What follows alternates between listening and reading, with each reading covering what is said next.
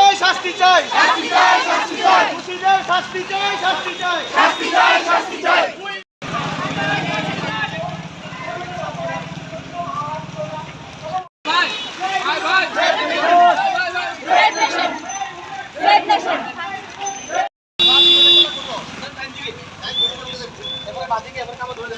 We want justice. We want justice. We want justice. We want justice. We want justice. We want justice. Save women. Save nation. Save.